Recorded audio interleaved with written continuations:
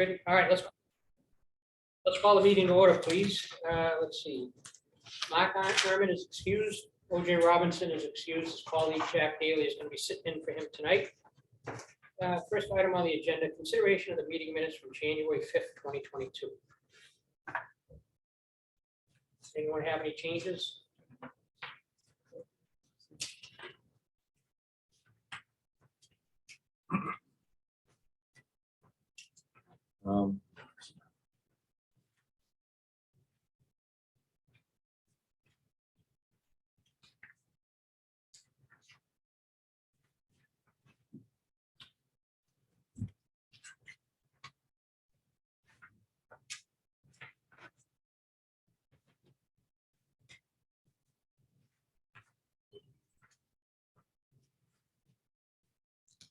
Make a motion, we approve this submitted.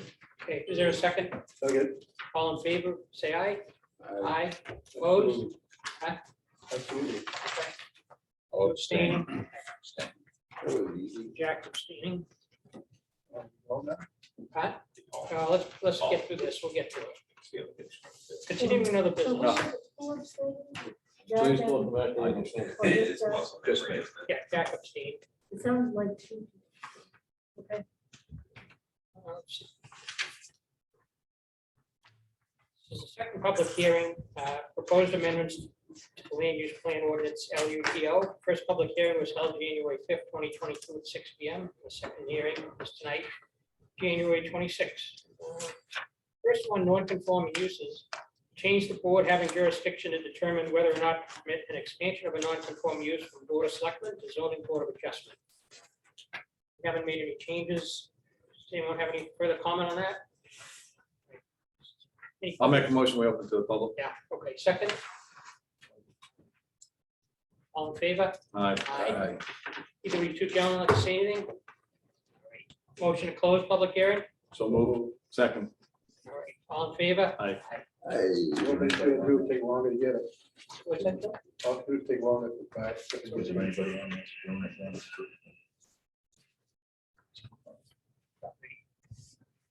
All right, do we want to send this off to the town warrant for consideration? Did we should vote on this, each one as we go. Yeah, that's what we do. So I'll make a motion. You want a motion to approve the definitions, Yeah, I sent it to the, the land use plan ordinance for the campground and camping park? no, wait a minute, we're working on the non-conforming use. I thought you were, oh, I'm sorry, it's right. So the non-conforming use may not be expanded except upon a finding by zoning board of adjustment, substituted for board of selectmen or their designee, that A, the expansion reflects the nature and purpose of the existing non-conforming use so as not to constitute a different use, and the expansion will not have a different or detrimental impact on the neighborhood in which the use is located. Is there a motion to approve that and send it on to the town warrant? I'll move that. Second, all in favor, say aye. Aye. Anyone opposed? Abstentions? All right, that carries. Just don't see him right, and we can play. Sometimes you're lucky, Joe. LUPO Article 4 definitions.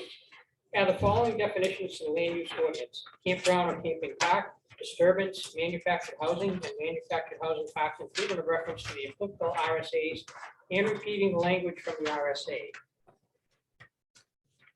First one reads manufactured housing.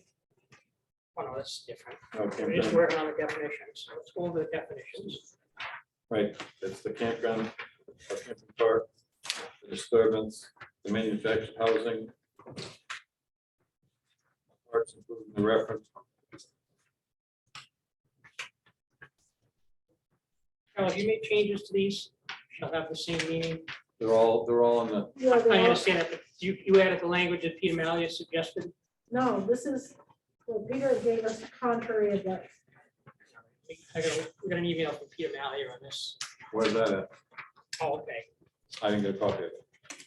You have I'll it? read it. Oh, Yeah, I mean, I'll pass it around. All you can read it. right.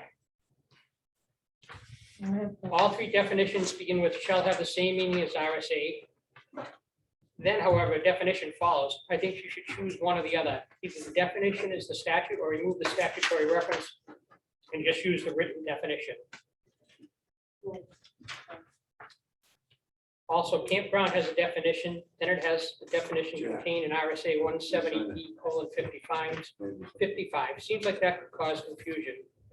Likewise, manufactured housing has a definition, then it has the definition contained in RSA 674:31. And then it has another definition contained in 670:31A. Again, this seems confusing. Choose one definition.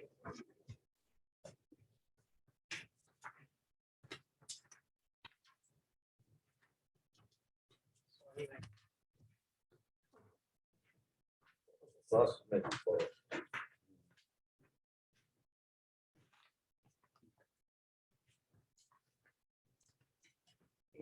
let's start.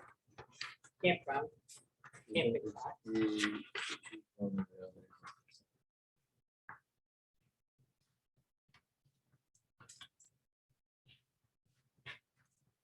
I think we should just use the written definition that we have, because that's what we talked about, we voted on.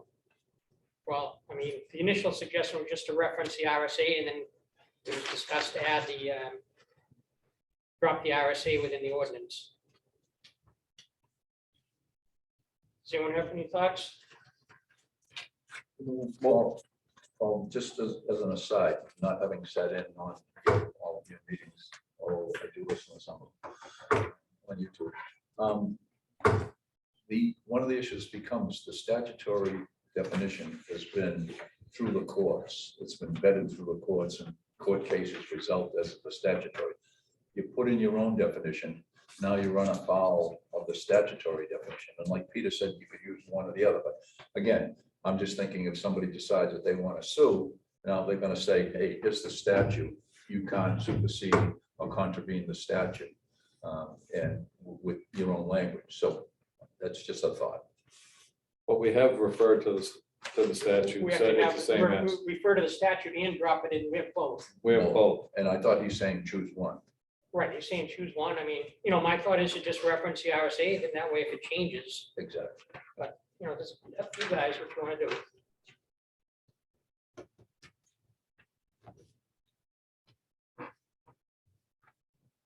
Dave, any thoughts? Sounds good to me. You got it covered. Joe? I don't know, I mean, Because whatever our ordinance is, we can't be more stringent than the state ordinance is. Right. See, it's a little confusing, like, just look at the campground and camping park. Now, they have they have the definition, and then they have an exclusion, which is in another RSA. And, it's just not a nice, simple one sentence thing. If it was just a simple one sentence thing, there probably wouldn't be as much angst about it. right. But like the campground, there was that weird exemption, and then for manufactured housing, there's also some weird stuff associated with it. It's not a nice, beautiful one sentence or two sentences, or, it has all these exemptions or, nothing here includes to include campers or recreational Right. vehicles. I mean, there's all these other parts to it And if you look at the campground that make it awkward. campground or camping park, the RSA refers to, it's a place set apart for recreational purpose for boys and girls. It shall not apply to private camps, only leased for individual or family use, or to any camp operated for a period of not less than 10 days in a year. If you look at ours, which is above it, I'm assuming the one we had, it speaks to a camping park means a parcel of land in which two or more campsites are occupied or temporary occupancy. So our definition is a little more relevant to what we want than what the RSA is. But that is the RSA. No. Yeah. Oh, Is the RSA. So basically, the RSA is referenced, and then this dropped in, And then it says excluding recreation camps is defined in RSA 170. so it says excluding. One. we dropped Where in is that what? language. This is the one, On page 17. Yeah, good, but where was our verbiage that we had? Well, we just originally had shall have the same meaning as set forth in RSA 216(5), recreational campgrounds and camping parks. We didn't have the definition. Originally, we didn't have any definition at all. Right, And so then I had put in here, shall have the same meaning, just that first section, the first sentence. So I guess what Peter is saying, there's two options. Can be campground or camping park, shall have the same meaning as set forth in RSA 216-I, recreational campgrounds and camping parks, period. Or you can strike out that sentence and put recreational campgrounds or camping park means a parcel of land on which two or more campsites are occupied or intended for temporary occupancy for recreational dwelling purposes only, and not for permanent year-round residency, excluding recreation camps as defined in RSA 170 -E:55 I asterisk. so I also thought that when we were talking about this, we said the reason we were going to leave the RSA and language in there was so that if it changed and someone made an application prior to the change in the RSA, we could see what we had versus what was then, what was current. Right. And that's why we were going to put the RSA as well as the language in. So if it had it changed, Right. the only one that would, someone would have to check on. We were talking about all that. But I guess, if the RSA became less stringent, then, there's, Well- which is, then you have something in your ordinance that's more stringent.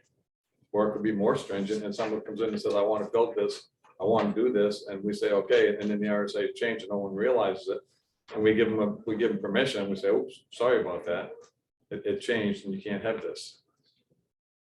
That's why you have to reference the RSA, but you could put in an addendum on it, which says, and however the state ordinance shall read, it will be changed in the future. You have to comply with. Won't make, well, that was some of That's our why it's comments black and last white, time was that. Nobody can dispute it. No. And that's why we did the language and the RSA, so there was no confusion as to what the RSA said. If it happened to change in the interim and say someone didn't check it out, the applicant or the town, at least we would know what it said. We would know the language and what it said prior, because we would have it as part of our ordinance. So you're suggesting we strike out the reference to the RSA. I still think we leave both of them, because Okay, I mean, it, town council recommended otherwise, just, well, they're not always right.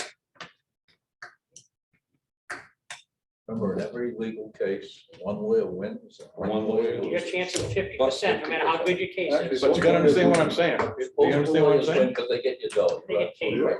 Do you understand what I'm saying? So if someone comes in with an application for a campground or camping park, and they are told, this is the RSA, it's right here, this is in our regulations, RSA 216I. And the applicant doesn't look it up, neither does the town for some strange reason, because it does happen. And they do it according to what the wording said here, but there's a change. And then we could have given somebody an approval based on wording that may have changed. That's why I said it. If you provide it to the applicant at the time of, and I suppose you could take the RSA out, but they're gonna say, they're gonna look at that wording and say, what is that? This here says what the RSA is and the wording for that RSA. But if the wording for the RSA changes, some future board could say, well, wait a minute, it says RSA 216I, we're gonna go with that. And then the applicant saying, oh, no, wait a minute, this is, There's another thing you gotta figure into this. The state becomes less stringent, and now is more stringent. You can also have, you get mentioned, you have to go by the town. Town can put an ordinance in, which can be more stringent than the states with certain criteria. right, But you can't go above and beyond the state says. States will relax their use if they want for conformity. And ours is more stringent. You gotta put a thing in and or whichever the least most. right, well, it was more stringent, so. If we're gonna leave just the RSA, that's fine, but I think you need to put something, a caveat in there that says refer to RSA or the date that we're adopting it, so that they know what the date was it was adopted, so that they're informed to check it out, you know, it's the applicant's responsibility to check this out, something so that they Well, don't we just. actually, the ordinance has a summary of changes at the beginning, we made at every town meeting. We just need something to, I think, to alert them that it's their responsibility to check out the RSA. If they're coming in for an application, so that they're aware of it. Current RSA, not one 10 years. Right, you know, I mean, it could have changed, we didn't know about it, you know, so. And that's the same with all these, I guess we're gonna do that, then we just, it will cover all Remember, the only time our property, our life, and our money is in danger is when they're meeting in Washington and then the state legislature. of them. Yeah, whenever the legislature's in session. No, you forget the board of selectmen. Let's not too far off topic here. Thank you, Mr. Bowden. You're welcome. So the proposal is campground or camping park shall have the same meaning as set forth in RSA 216I, parentheses recreational campgrounds and camping parks, close parentheses, period. And we'll strike out the rest of that. Is that what the suggestion is? It was. I mean, is there a motion to go with that? I'll motion to go with that. Is there a second? Right. Anyone else have any discussion? All in favor, say aye. Aye. Oops, yeah, hold on. Motion open public comment. Joe, you made it. Motion to open it. Who's gonna second it? I'll second it. All in favor, say aye. Aye. Public comment. Motion to close public comment. All right, second, Second. all in favor? Aye. Aye. All right. So now is there a motion? Campground or camping park shall have the same meaning as set forth in RSA 216I, parentheses, recreational campground and camping parks, close parentheses, period. Is there a motion to send that off to the town warrant, striking the rest of that language in there? I'll make the motion. Is there a second? Second. All in favor, just say aye. Aye. Aye. Anyone opposed? Abstentions? All right. that carries.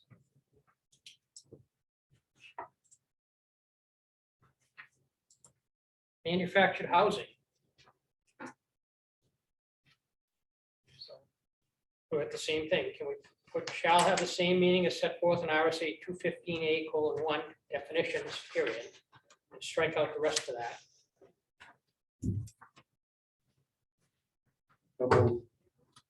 We're gonna open public. We can discuss it, open it.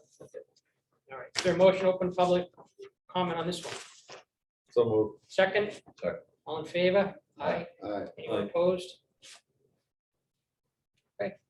Motion to close public comment. So moved. Second. Second. All in favor? Aye. All right. Manufactured housing shall have the same meaning as set forth in RSA 205A:1 definitions, period, striking out the rest of that paragraph. Rest of those paragraphs, I should say. Is there a motion? Send that off to the town warrant. Motion to send it off. Second. Second. All in favor, say aye. Aye. It saves some writing. Okay, I gotta get my glasses. I can't see the people. I'll be right back.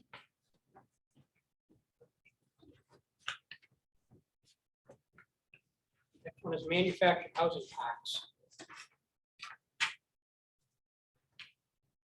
Manufactured housing park shall have the same meaning as set forth in RSA 205A:1 definitions. And then the language from the statute is dropped into the ordinance. Any discussion on that?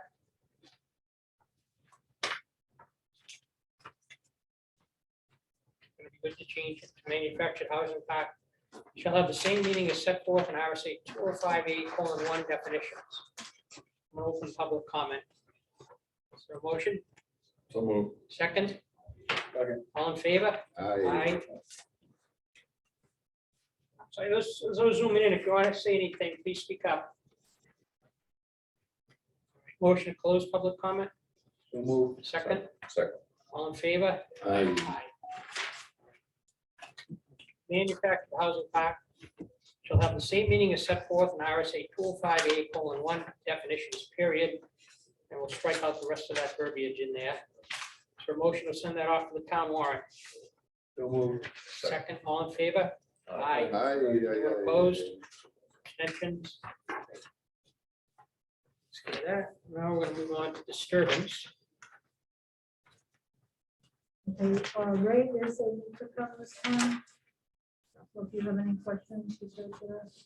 Okay, so right now, we're talking about the land use plan ordinance, not onto the stormwater, we're just gonna drop disturbance into the land use ordinance, we're talking about that definition. Okay, so you had told me to put it in both. So I Right, didn't but know. there's two, you just notice there's two separate agenda items, so I'm gonna tackle the first one first. Okay.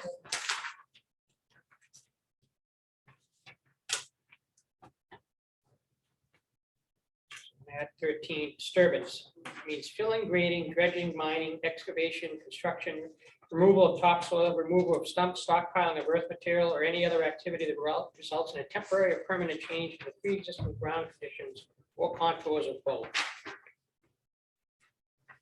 Any discussion? Is there a motion to open public comment? So move. Second?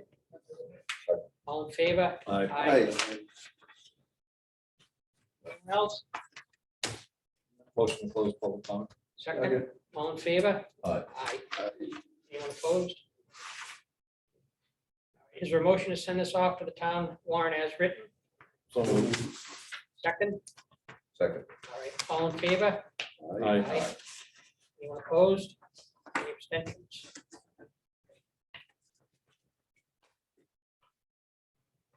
C, land use plan ordinance, Article 6, district and district regulations. Manufactured housing. Currently, manufactured housing is treated as a single-family residence under residential uses and is allowed in only 3 of the 7 zoning districts: general use GU district, general residential GR district, and rural residential RR district. The proposed amendment would allow manufactured housing in 5 of the 7 zoning districts. Proposals to allow them in the village center VC district and the village residential BR district as well. Any discussion on this?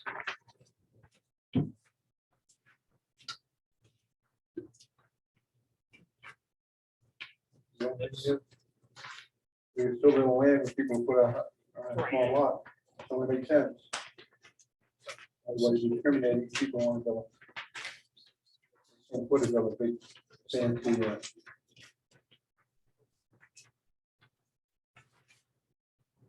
Those are land use schedule for the manufactured homes. So basically, village commercial and village residential. Excuse me, village center and village residential, they're gonna both be changed from no to yes to the land use schedule. All right, open public comment on this one. So motion, motion open. second, Second. all in favor? Aye. Public comments open. Motion to close. Motion to close. Second. Second. All in favor? Aye. Aye. Any further discussion? Is there a motion to send this off to the town warrant? So move. Second. Second. All in favor? Aye. Anyone opposed? Any abstentions? Sounds like a parrot. What's that? You get it, sound like a parrot. Refers to any time, sure. All right. Next one, D, manufactured housing parks. Currently manufactured housing parks is not defined or listed as a permitted use in any zone in the land use plan ordinance. Proposed to treat manufactured parks as a business use and allow manufactured housing in 4 of the 7 zoning districts. The proposed amendment will allow manufactured housing parks in the general use GU district, village residential VR district, general residential GR district, and rural residential RR district. So under land use schedule continued under business uses, add that, and adds another line. Let's see, small business district would be a no, general use would be a yes, village center would be no, village residential would be yes, general residential would be yes, rural residential would be yes, mountain residential would be no. Board have any further comment on this? Motion open public comment. So moved. Second, all in favor? Aye. Would anyone like to speak to this? Just a point of clarification, please. Was the manufactured housing part subject to the same density calculations as other residential properties? With this change, it's going to be considered a business use, so we'll be dealing with lot coverage as Right. opposed to size of lot. Right, so instead of 15,000 square feet per dwelling unit, it'll be how much of the lot are you covering? 80%, Yeah. 70%? And that is on a different page. In the dimensional chart. Thank you. Okay, any other comments, sir? No. Okay. Anyone else?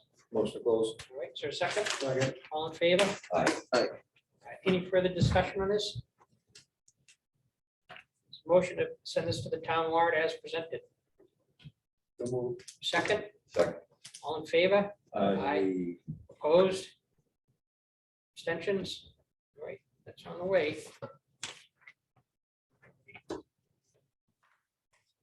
Proposed amendments to the Stormwater Management Ordinance, SMO Article 3 applicability. Requirements of this ordinance shall apply to all developments as defined in Article 4A of the town site plan review regulations, and also in Article 4 of the town's land use plan ordinance, and residential lots which disturb either. We're changing the threshold from 15,000 square feet disturbance to 17,000 square feet disturbance, or changes from 55 or more, 50% or more of the square footage of lot, even if less than 17,000 total square feet. So we're basically changing the thresholds from 17,000 square feet or 55% of the square footage of the lot. Is there any more discussion on this? Did Ray say anything about that? I think he's No, going to. he's on there, but he hasn't. Oh, okay. He didn't come to us. he couldn't I come just to want us. to hear what he has to say. Okay. Ray, do you have anything you want to say to this? Hello, excuse me. Hello, everybody. Yeah, the only thing, I guess the only thing overall that I would comment on is obviously if you're changing the thresholds or moving the thresholds up from 15 to 17 and 50 to 55, obviously that's going to generate more runoff. The stormwater management thereby virtue of these changes becomes less stringent than it currently is. The other comment I would just add to, I mean, if I'm not sure what the motivation is to moving these thresholds, but one of the things that I've heard is that, you want to make it less stringent so that you can assist, I guess, people getting through the land use permit process. The thresholds aren't delaying the land use permit process. So I just want to make that point. If that's the rationale for ratcheting the thresholds up, that wouldn't be in my view, that wouldn't be a solid rationale. So again, I wasn't part of the discussion, so I don't know what the thought process was behind increasing the thresholds. Okay, Just everybody seems to feel that they're being choked by the old way. We're just trying to speed things up a little bit, basically. That's it. Not trying to flood anybody out, but Yeah, I don't think it's as much, make it less stringent, doesn't do a real bad thing. By changing that from 15 to 17, what it does is it allows some of the applications that are being accepted now to not have to go through the stormwater management ordinance. So it will make it quicker for the applicants. And we're really not going that much more over. Mhm. I mean, the state form that they used was 20,000 square feet. So okay, so it's I more mean, stringent. we heard a bunch of comments about how there was things like culverts and water and sewer and utilities that were driving, making the difference. So those minor differences that they were adding on to the site that were driving the stormwater management ordinance that, to be a part of a, you know, a site application, but by making it to the 17,000 square feet, we're getting 2,000 more square feet, which is pretty minimal. To be able to do some of those minor, minor things like utilities, and so forth. So I don't think it's gonna generate a huge amount of runoff that the town's not gonna be able to deal with. So it makes sense to try it.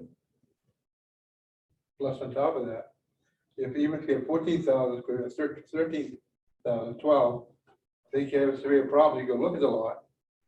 They automatically shut down anyway, because it's creating a disturbance, according to state.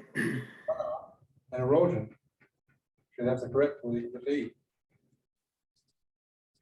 See, at one time, we were ready to let the people in the office give them another 10% if it was Well, really that close. was, remember? that was proposal. I don't think Yeah, the board really, That- the board shot that down. yeah, but, you know, I had a good chance of making it for a while there. But they'd have to do something, I don't know what, that's the problem. Okay. Carol, if I may, You Mr. may, Chairman. Carol, have any requests for land use permits been denied because of the mitigation at 15,000 square feet? No. No. So people are able to put in the culverts for the utilities, the drainage, et cetera, et cetera, et cetera, storage, whatever. Yeah, I think part of the difficulty for the professionals is that, you know, people come in and, you know, I talked to Stuart about this, and people want to have all their amenities on one floor. And they are looking to cover the whole lot, or as much of the lot as they possibly can, because they want, you know, they want their reading room and the living room and the wine room and everything on one floor. And that's part of the problem. So the driver is really the clients who are, you know, have purchased this tiny lot, because that's what's available. And, you know, they eat up a lot of real estate with their needs. And so then people like Taylor are trying to then do the things that you don't see, the underground stuff. And that eats up even more real estate, and then that's what's causing them to go over. So, I mean, I did talk to Stuart about encouraging them to go more up instead of more out, but I guess that's not really what they desire, you know, the client desires. So, you know, there's. Not at my age. Well, But- and that's but like there's an also- As long as you old- don't go under, Joe, you're all right, right? You know, one floor sounds good as I get older, but, you know, a lot of people have those houses that make you feel like you're at the top of the black diamond about to go down, which they love, you know, and when I was a downhill skier, I love that feeling. But apparently, right now, the market is more for everything on one floor, and then, you know, using up a bigger portion of the real estate with the house itself. I think to answer some of Jack's questions though, or comment to it, would be that under the old rule of 15,000, if you had 15,000 and then you were going to put, which apparently I think a lot of the houses are, or pretty close to that. If you were going to do the 15,000 and you had utilities on top of that, all the utilities, culverts and all that come in, that's what was putting it over. And so even though there was none refused for the 15,000, if we went to the 17,000, granted, there's gonna be people that are just gonna go up to whatever you put it to, but there's also hopefully gonna be some responsible people who say, we've got 17,000 now, which is 2,000 more. So people like Stuart will look at it and say, you know what, if we can keep it under that 17,000. There's also, then they won't have to go to the through the stormwater management process. If they choose to go bigger than that, they still have the ability to come in for a waiver. So they can come in and ask for a waiver if they want to go bigger than that. And that, I think, has been the least explored option for a lot of builders or developers. And I think, you know, what we're doing is just giving people who want the normal size or the regular size, 17,000 square feet, you know, a little more. So can I just say, like, you're saying they can just come in for a waiver, so why wouldn't everybody just come in for a waiver, and what kind of criteria are you gonna use to, whether, to decide whether or not to grant the waiver? You know, I'm just saying, I'm just putting it out Right. there. No, but I would answer that, Carol, and say that a waiver would require more time to get it done. 2 to 4 Where- weeks at least. Right, And no guarantee they'd get it. right. So by increasing it to 17,000, you're saying, if you want to keep it at the 17,000 or less, you don't need a waiver. If you want to go more than 17,000, the reason we went to this, suggested the 17,000 is because we wanted to say that we heard all comments from people like Taylor Bowden and other people who said, you know, we're just over that by a little bit. You know, so that's why we went to the 17,000. If they're over just by a little bit, all those applications that come in can then just go forward without having to go through the stormwater management. If they want to go more than the 17,000, then they can go through the waiver process and they'll know it takes some extra time. So they really have a bunch of different options here, I think, by doing this. I'm not an engineer, architect, or a builder. We've got them in the room, and I'd like to hear what they have to say as far as the clients that are coming to them, what they're, Yeah, I'll open public comments second, so sure. Any other board member have any comments? Any other questions from the board for Ray? I'll make a motion to open a public comment. Second, Okay. all in favor? Aye. Public comments open. Excuse me, I have 3 points I'd like to put forward for the board's consideration. The first one would be, how is it calculated, the 17,000 square feet? There's references within the ordinance to the law. Also within the memorandum from last September, there's definition as to the area of law includes areas inside the property boundary only and exclusive of areas outside of the property. Because inevitably in every project, there is disturbance that happens beyond the lot line between the lot and the roadway for trenching for utilities or driveways. I think it'd be helpful that that calculation or method of calculation is adopted within the ordinance and not just within a current practice of how it's calculated, because that becomes a little subjective and subject to change as to how it's actually calculated. So that was my first point. I think it'd be worthwhile for the ordinance to actually include specifically that reference that it's exclusive of areas outside of the lot. My second point would be, sometimes, yes, we're buffering the threshold of that 15 or 17,000 square feet. In order to then put in a stormwater management plan, what can actually happen is we have to create greater disturbance, cut more trees in order to do so, which sometimes seems counterintuitive to trying to keep natural vegetation in places. So then once you create that, it's in some respects, it's propagating more disturbance potentially on certain lots, depending on the configuration, that seems counterintuitive. So that becomes a bit of a kind of gray area. So by requiring stormwater, we actually have greater disturbance outside of some areas that may have maintained natural vegetation anyway. You lost me. I'm a little lost on here. So say you have an area of disturbance that's relatively close, passing, say, 2 sides of a house. But in order to actually get swales and infiltration basins or other practices that would be associated, retention ponds that would be associated, those areas may not be occurring outside of what was the designed disturbance for just the house. So we're actually creating additional disturbance because of it, which also results in perhaps more tree cutting and other practices that may or may not be detrimental to the law at large. But I think that, go ahead. I understand what you're saying. Okay. Yeah, so basically you're saying you have to disturb land to comply with the ordinance. Well, that's right, but what I was saying, was gonna say was that's currently happening now. Right. It's no Right. different than what's happening now. And you're under the 15,000. And you still have the same thing.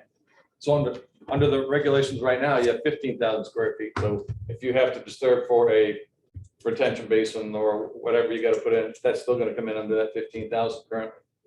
And the reason we went to the 17,000 was to give a little bit more to be able to see that. It doesn't, again, it doesn't stop. If you find out, actually, I got 2 things to say. When you're designing it, you should know what you're gonna have to have for swales and basins and retention and all of that. So that would come in under the preliminary design. You should know that from the beginning. And if you know that, and it's under 17,000 less, you don't have a problem. If it's more than that, then you gotta come in and ask for a waiver, because of that. Sorry, correct me if I'm wrong, I thought if we adopt a stormwater management system and we've calculated pre and post drainage analysis, you're no longer subject to any 15 or 17,000 threshold. Those go away as long as the pre and post drainage Correct. analysis satisfies the criteria. So at that point, you could disturb 100% of the law in theory, as long as your pre and post drainage analysis conforms to the 20-year calculation or exactly whatever it is. Right, you'd have to just demonstrate that the water will stay on the line. I think that's something that I look at as important because it would incentivize people to not put in the large stormwater management system. Once they get over that threshold, they're often like, I'm already over, so what does it matter? Go much larger. Yet incentivizing them to say, no, let's stay below it. Don't cut down all these trees. Don't open this up. And we're seeing that on a lot of the lots that we're working on that I don't want to see, a stretch of 6 homes where it's all cleared with all stormwater management. I want to have the nice wooded areas and the different natural vegetation that's going to also help with stormwater management. But in the development, you're at South Peak? Yeah. So in South Peak development, is there any type of requirement that you can only cut a certain amount of the lot? Correct, there is. And what we're seeing is everyone's coming to us for different waivers based off of saying, in order to, now if I want to go this large, so we're trying to push them to make smaller homes, go vertical, do some of the things that was mentioned earlier by Carol. And I think having a little bit more room will get some of these lots that were already, people are building homes on to say, hey, just try to stay there so you don't have to cut more and put it in different drainage. Can I ask you two gentlemen to state your names for the record? Sorry, Stuart Anderson. I'm a principal with Alba Architects. Okay, thank you. Mark Bogosian, I'm with Longfellow Design Build and South Peak Resort. Okay, thank you. And I'm John Morzoka with Horizons Engineering. Okay, We're working with Mark. And I guess to echo what these gentlemen have said, I mean, I think I agree that, it's kind of unintended consequences here, right? So where do you draw the line? But are you really, by adding all this extra work for triggering that threshold, are you really gaining that much more benefit? So I think, where you're talking about relaxing it a little more, I think is consistent with trying to kind of strike a good balance here. Because again, a lot of these lots where the disturbance is small to begin with, there isn't a big difference, and so why go through all this effort when it's really not a significant impact at the end of the day? We were led to believe that, Yeah, it's a big the problem. applications, that there was a bigger problem because the applications were coming in and the areas of disturbance were over the 15,000 just by a little bit due to utilities, Right. due to things like that. Exactly. And so we were pondering whether we increased it or whether we left it at the 15,000. So we decided, instead of trying to figure out, at one time we were going to, I don't know if to call it exempt, we were going to say that there was a utilities were not being considered. What's that? Temporary disturbance. An area of temporary disturbance. So we were considering the area of temporary disturbance, but that got so convoluted that we just said, we think we should, then it becomes who gets it, who's the one going out and checking it? Who's the one saying, yes, this is a temporary disturbance, no, it's not. So we came up with the 17,000 square feet, said, look, if we increase it by 2,000 square feet and 5% more in lot disturbance, then that will help get rid of some of the nuisance going back between the 15,000 and the applicant having to come in for a stormwater management. Yes. I understand what you're saying, that, so people will then just say, okay, put in all the stormwater management and cut the whole lot. They can do that. They could do that no matter what they want to Yeah, do. we don't want that, we don't want That to. seems Yeah, I know that, but counterintuitive. I don't know that you can stop that. I mean, if an applicant, if a buyer comes up to you and says, I want this lot, and I'm willing to put in stormwater management, and I want to cut the whole lot because I want to make your house number come in for a waiver, it's then up to you, the developer or the owner, to say, no, our rules and regulations say you can't cut that much of the lot. We correct it. And that's why we do have those rules and regulations that we're working to make sure, 'cause we want to maintain a quality development. We don't want runoff. I mean, we don't want issues to one lot to come spread to the next. So we all share in the same goal, making sure things are done properly. And I think that the tweaks you guys have made to this are good changes. I mean, I think 17,000 gives you a little bit of more leverage to be able to use that, to say, look, and we've got the 17,000, let's try and stay within that. I think so, coming from, we also do architectural work, to tell clients, hey, this was just increased. You shouldn't be, you have plenty of room now. So Right. let's not push the envelope, let's get this in, let's not make it a question. Don't go to 54.8. Right, and when Taylor Bowden was in here talking, he was talking about the ability to get around the house sometimes to do some utility work and stuff like that. You had to disturb more, so that was all in consideration of the 15,000, and, that's why we came up with that 17,000, so look, we'll give you a little more and give it to everybody, so we don't have to just cherry pick, and everybody gets, not just, there's no questions about Favoritism. favoritism. Yeah. Everybody gets it, Fully. and it's easier to enforce that way too, I think. I think that's a great change, and it also does give us, as the architectural end of things, to have the ability of saying, this was just changed in response to trying to keep things, let you build the house you want on one floor, or whatever that may be. So we can then also push back and say, no, you're not gonna go much larger than this, it's gonna be an issue with the association as far as how many trees you wanna do, as timing, et cetera. Well, and just helping us to not have to go through one more step of the process. Right. I mean, it helps, it saves the town effort, and as long as it meets the intended consequences of the ordinance and overall, then there's a benefit to everybody, benefit to the town and less cost and less time, benefit to our clients, less Right. cost and less time, and making the process more predictable. Right, and that's the reason why we did it, I thought, was to try and make the application so that Yep. if you only really need a little bit more, then you don't need to go through that stormwater management thing, which is costly for everybody, Yes, from the person who's building it to the person who's designing it. That's right. Person who's designing it probably doesn't care because they get paid anyway. but- we don't like doing it though, we don't have to. Right, but I mean, so, No, I absolutely. and it's not that it can't change, I mean, but it's, we're trying to listen to people that come in and make comments. Mark, are there any homeowners regulations through the association that are contradictory to what we're trying to do here, or that are impacted by this No, change? I believe this is actually gonna help us on different projects that I see already that I know of.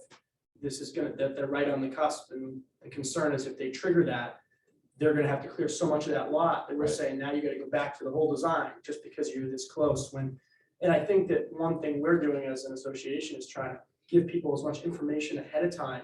So when they design a house, they design it to be that 15,000 square feet. And I think Taylor had a good point, where they design it to meet this, and then the designer or architect who isn't as familiar with Lincoln and the ordinance, then says, oh geez, I forgot about utilities. That's all the more reason why they should use a local architect. Hey, I'm with that, that's good. But you're right, and due to the grade changes over there, because they're not easy going around all the buildings, sometimes you got to disturb more to get around the building, so, and that's, Taylor was pretty instrumental in getting a lot of this, because he was able to share his areas of concern that he's had over there, and said, if we could just get a little more, that might help us get around that building, or put in that water or sewer, or, that we got to get around the building. We so. work with Taylor daily. He's very knowledgeable, and he's brought up a lot of good points along. Hey, even though that tree might not be affected by the actual foundation, I can't get to the back to put in Right. what we need to. Now you're clearing more trees, that's gonna be more disturbance. So I think that small window will be helpful. I think it's a great opportunity to, Well, I think some of these are kind of magic numbers, but just based on the, it is what it is, but the size of lots that were subdivided in South Peak, the Landing and so on. I mean, they're all, a lot of them are hovering around that 40,000 square foot number. So you reach that kind of, these thresholds you reach because of the nature of the sloping lots, trying to get driveways on them, to get a house just behind the setback sometimes. right. You're having to obliterate the entire front of the lot with retaining walls just to make the driveway practical. Or you buy 2 lots. Or you buy 2 lots, but again. So then, sorry, Mr. Chair, my final point was, again, we tend to think of all this all the time as, our minds naturally go to the mountainside, all the sloping lots. But, I guess there needs to perhaps be some consideration to a small flat lot in the middle of town. You were gonna reach that 50% threshold or 55% threshold. Just putting up Yeah, a I mean, portable house on it. we do have a waiver Yeah, provision in the I ordinance for that. recommended waivers for those people, the flat lots like on Route 3 and Right. everything, and they have come in and got. But this goes back to the criteria of, is there a defined criteria for how you get a waiver on the stormwater management ordinance? Where is that documented? Because in theory, that's applicable to everyone in the town, not just small Well, I lots. mean, every case is different, so you have to come and make your case. And, Right. we'll have the town engineer review it to make sure it's not gonna cause any excess. So it's Runoff. subjective. Use the same waiver form, isn't it? The 5 or 6 criteria or whatever.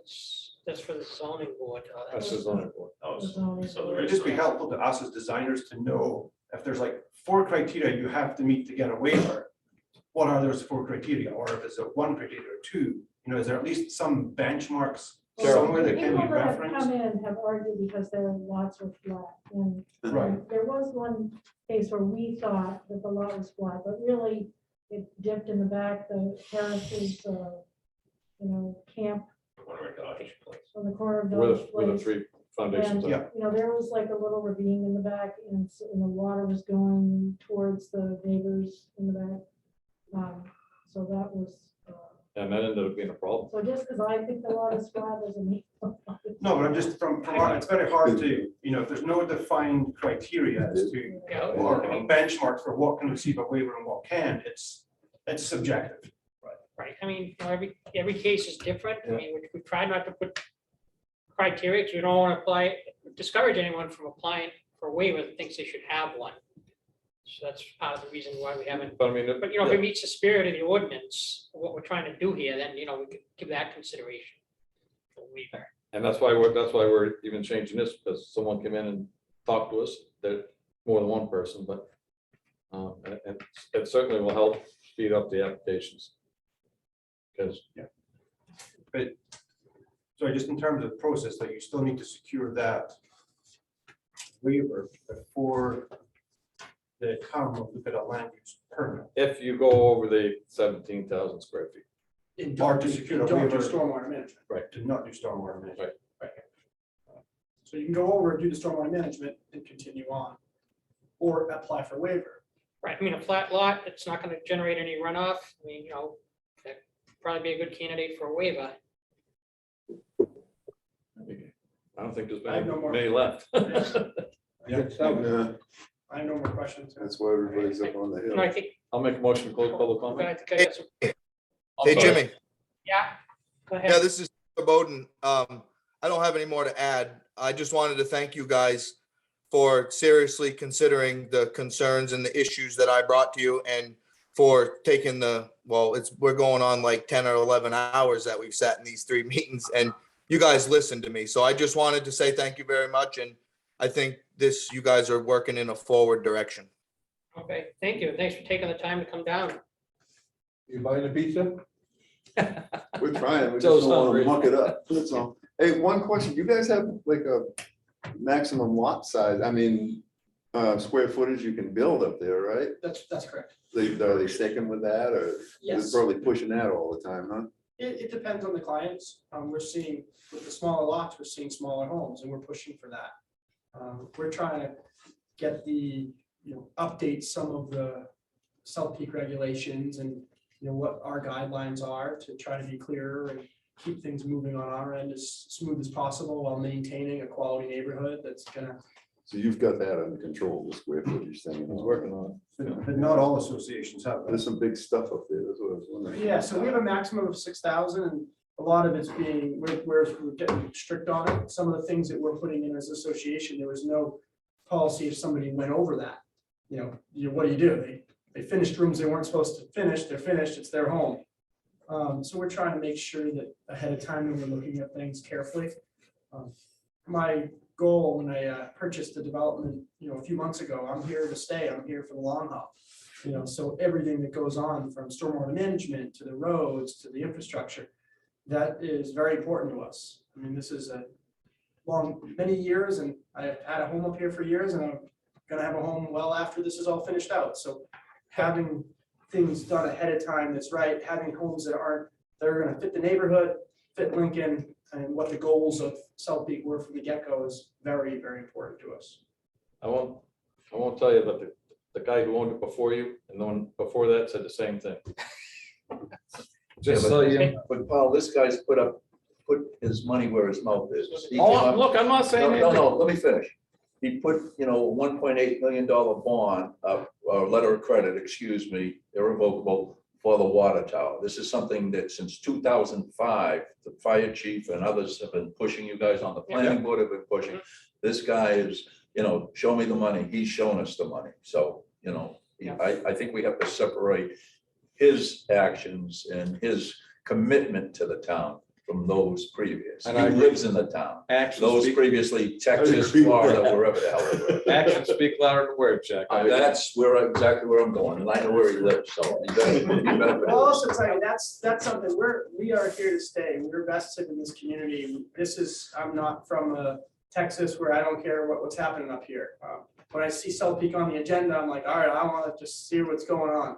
Okay, And the more we can do to work with the town, the water tower was just the first step. There's going to be other things that, collaboratively we can let's stick to the accomplish. stormwater, and then we can move on to that next agenda. All right, excellent. All right, Ron, you had a question? Now, just comment, depending on how you vote, just so everybody's clear, this doesn't go into effect immediately, has to go. before Has to be vote. voted on at town. That way, people don't just start designing to the 17,000, you know what I mean? Right, Yeah, yeah, I read that. We got. right. It's- Okay, we- sorry. there's Few no months to guarantee. I didn't want to see applications come in a month or two down the road. Right, And we say, oh, you tripped the stormwater, or Yeah. whatever, however you vote. yeah, yeah. So, Hold them off Yeah. till Too spring. much we'll know how the meeting, yeah, we have no idea if the voters are gonna approve it or not. 6 weeks, Yeah.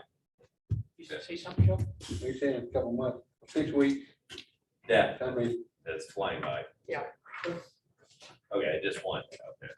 Okay, thank you. Motion to close public comment?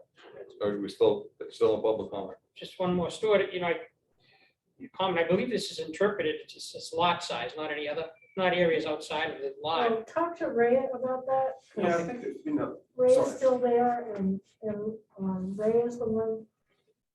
And part of the problem is that that a lot of the disturbance area is in the common area. It's not on the Okay. lot itself. It's in the roadway, which is part of that's owned by the landing. if it's a common area, you think about it, So it's, yeah, it's two different, entities. There are two different entities, so But I it's think of the landing as like like an octopus, the lots are here and the tentacles are all the roads that come in through the rest of the development. But it's true of any location. There's an area of land between the plot line and the road that you inevitably have to disturb to tie into utilities or to tie your driveway into the road. I guess what I'm looking for is clear direction that is included in the area of disturbance or excluded in the area of disturbance. I think about a bunch of that. Well, I think if you don't own it, the applicant can be responsible for what they own. my interpretation would be, if you're doing disturbance and the piece outside hooking up, that land is not yours, it's a separate entity that allowed to disturb 15,000 square feet at present ordinance, Right, on their own plus another on the other one. okay, I so, don't yeah, know if that makes. No, I would agree that, it should be exclusive. Yeah. Don't include it into the landowner's responsibility to meet the 15,000.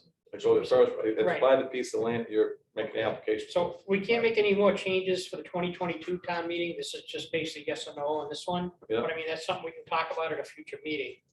I think it'd just be very helpful to codify that within the ordinance Okay, rather than it being as worded in the memo, current practice, because that suggests to me that, 6 Well- weeks from now, current practice may be different. right. Mr. Chair, I think we I can. think that's a very good point, but, like I said, tonight, it's too late for Understood. tonight, but, Thank you. we'll certainly I take it up think at a we can. future meeting. I think we can affect that tonight if we want. No, can't make any more substantial changes. You can make changes. Yeah, but they That's- have to yeah. have another public hearing. It's too late to have another. But public hearing. Can we change the meaning of disturbance to say that the disturbance includes all the law? That's a, yeah, but that's a substantial Exclusive change. of areas outside of the boundary of the homeowners, the petitioners. The applicant. Yeah, the applicant. I would suggest that. I mean, to me, it would make sense, because then the disturbance is only on that, what I they're, mean, I'm what not they own. and not- disagreeing, but I think tonight is, it's too late to make a change like that. I don't know. That's, I think it's too late to make a change. like that. Well, it's no different when you bring your house in. Then why do we have I'm a not public highway hearing? goes like a disagreeing with public hearing. anybody here, I'm just saying. That's not You asking. make a like that. substitute Interpretation. change, I have to have another public hearing. Every time you make a substitute change, that would be a substantive change. You And- think, And I asked you to have Ray comment on it because he has an explanation for that, but you haven't asked him to comment on, so. Okay, well, let's do it, make another comment.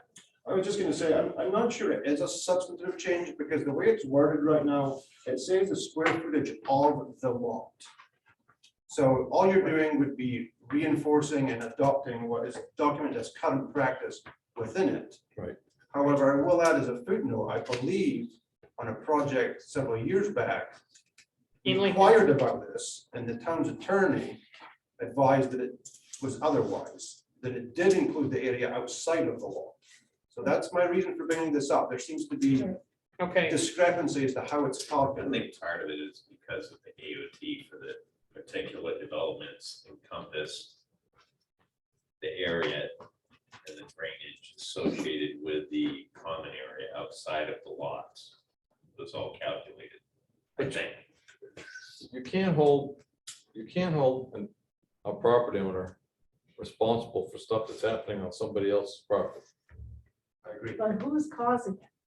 Who's disturbing? But it's just like Carol, I would think it would be just like anything else. So if you go and work on a town road, you gotta get the town's approval before you work on it. Whoever goes out and does South Peak or any other development, and they're going into their road to tie the water, sewer, utilities, they've got to get their approval to do that. They can't just go dig up someone else's property.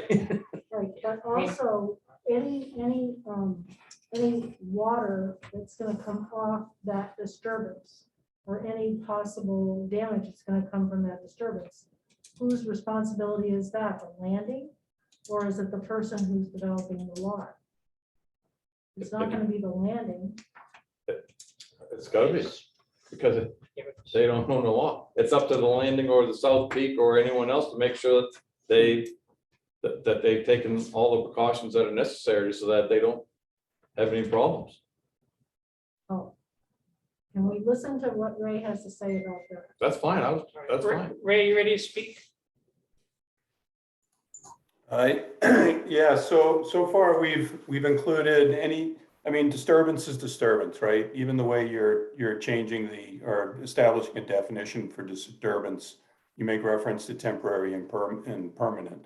As it relates to stormwater runoff, I mean, you can say it's just a lot, but the reality is, if you disturb any contiguous area that you disturb is going to have an impact on stormwater runoff and erosion and sedimentation. So, whether somebody owns that particular portion of the area disturbance or not, the technical fact is there are potentially detrimental effects that could result from that disturbance. So, I mean, we vetted this issue, I can't remember exactly when, but Peter Malia was brought in. We had a discussion about whether or not the areas outside of the lot lines that were disturbed as a result of the development should be considered under the stormwater management ordinance. And the answer to that was, yes, it should.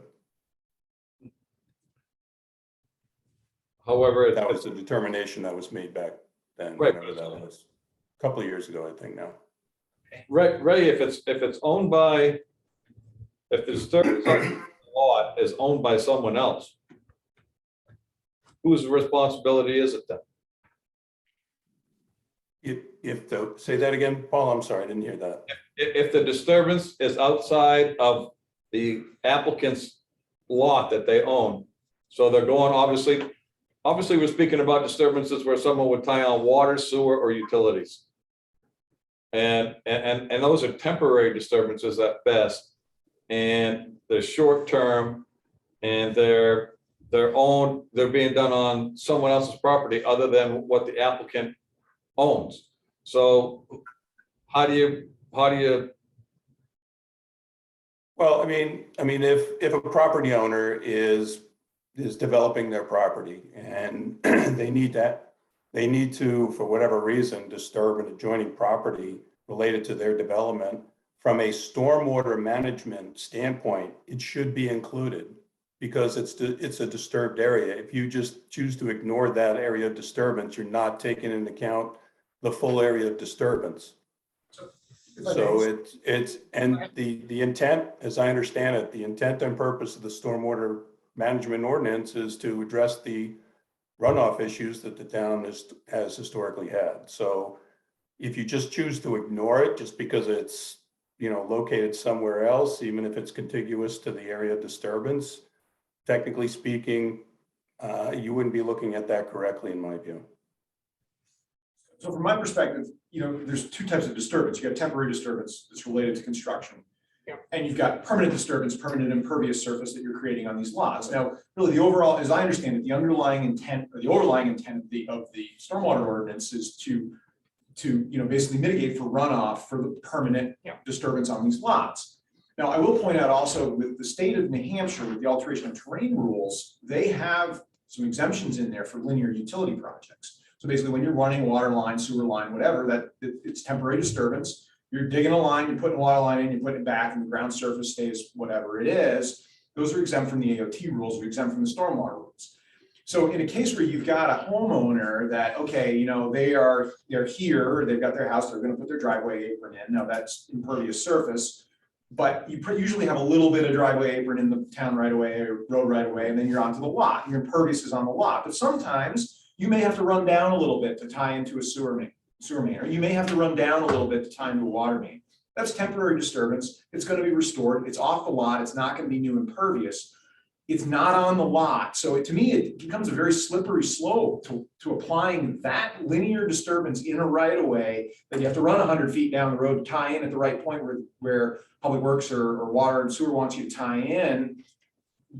It gets to be very difficult to calculate. In my opinion, on lot, the lot is how to define this. I mean, it says specifically, it says the lot. It doesn't say the lot and surrounding areas. Yeah. It says right in the ordinance. that's, I agree with that. Oh, we didn't see that coming. Hold on, I can't hear Go ahead, everybody. Joe, I'm sorry. What you're saying is right. If you build a house on a town road, you gotta connect onto the property the town owns. That's not part of your disturbance. The town goes in, measures it, and if you're not done properly, the town goes back after you. South Peak is like a town of their own in theory. That's what I said. But, Yeah. you know what I'm saying? So they would be responsible for making that homeowner clean up that mess they might have made, putting it right away in the sewer, and water going into this property. That's what I said, yeah. Right. It's up to the. And I agree with you, Paul and Joe. I don't think that we should penalize the individual property owner. I think that obviously, like Stuart has said, that the property owner should work with the common owner, i.e. the homeowners association or whomever that may be, to make sure that all the issues, as the engineer has said, is mitigated so that they're not creating problems for the next lot down or the next lot above or the next lot below, whatever the case might be. And, again, I think Jimmy, as you, Mr. Chairman, excuse me, not Jimmy, Mr. Chairman, that, the lot is the lot and it's not outside the property lines. And if it's on someone else's property, whether it's the town or South Peak or the landing, they're gonna make sure that it's done correctly and put back in the same condition it was before they started. So, to me, it does, that, Let me put one other thought out there. So if you're on a water line 10 feet, you have to dig maybe 6 feet wide.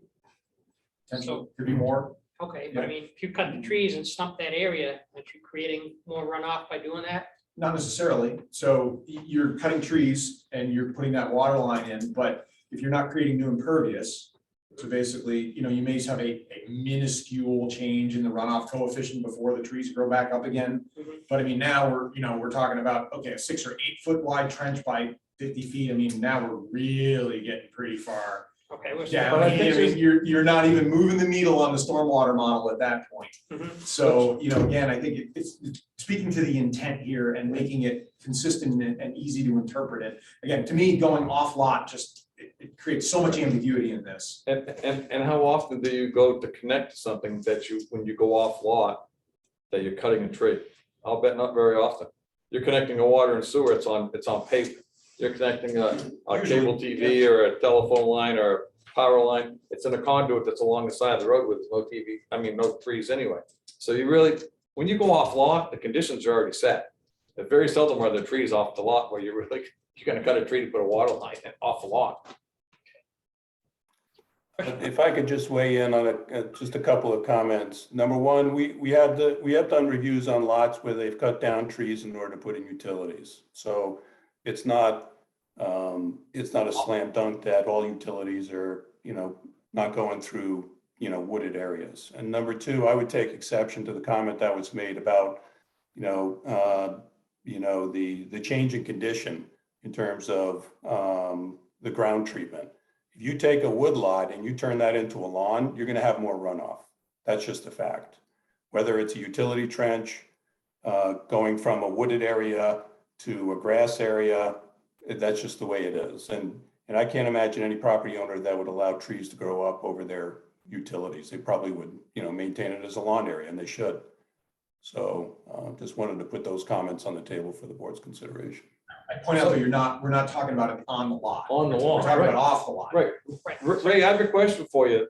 So you said that there have been trees cut down off of the lot in order to put utilities in on sites that you're aware of? So when someone's putting. No, there have been trees that had to have been cut in order to get the utilities from the house, from the building. Right, but that's on the lot. That's on the lot. How about off the lot? Off the lot? Right. I don't know specifically if that's been the case. My point is this, is that if you're turning woods if you're turning woods into lawn, if you're doing any type of disturbance, you're gonna have more runoff coming off of the site. That's just a fact. We understand that. And that's why we gave the 17, we went from 15 to 17,000 square feet. Right. Would allow for some of those disturbances. And as far as the area that's contiguous to an area of disturbance, the state takes that in consideration. Any area that's contiguous to an area of disturbance is included in the disturbance, whether it's temporary or it's permanent. So, and that's consistent with the definition that you're trying to put forward at town meeting. So whether that disturbance is on one side of the property line or the other, Carol was correct. It's a disturbance, and it's going to have a potential impact that the stormwater management ordinance is trying to address. But I don't know. Hold on. That's just a fact. That's just a fact. You can choose to define the lot as everything within the property line. That's certainly your prerogative, but don't do that with the understanding that somehow you're not going to get runoff from the right-of-way area or an adjoining property if there's disturbance on that related to the development. So that you can decide how you want to go one way or the other. I just want to make sure that you have the facts in front of you. Paul, did you have something to add? Yeah, I mean, the area of disturbance on a new lot is obviously more than the area of disturbance on an existing roadway that you're tying in utilities that's already been had the stormwater management done for it.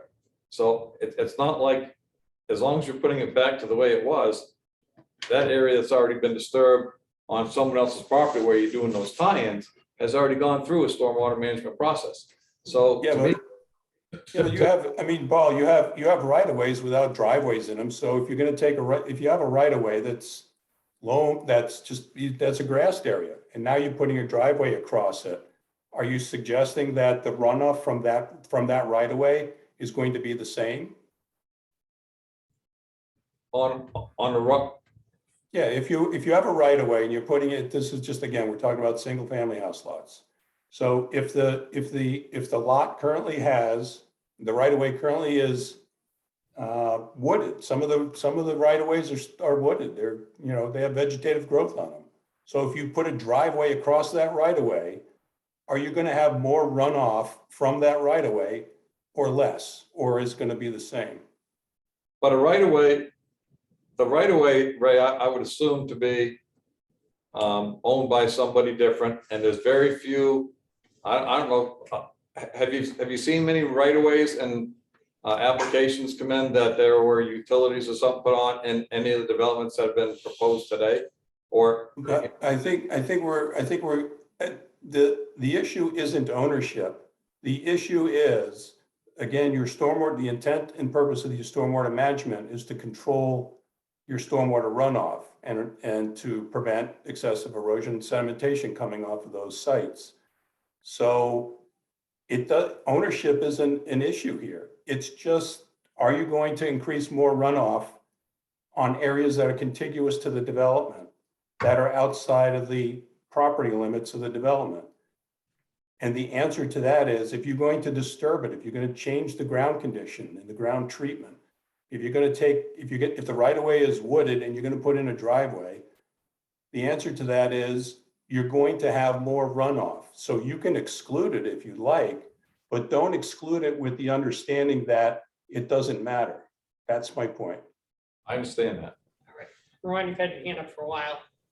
Well, what's happening on some of these small lots and trying to fit within the 15,000 or 50% of the lot is there, people that buy these lots are having to use the common areas for stockpiling material and equipment, which then gets figured into the area of disturbance because they're stockpiling every part of the definition.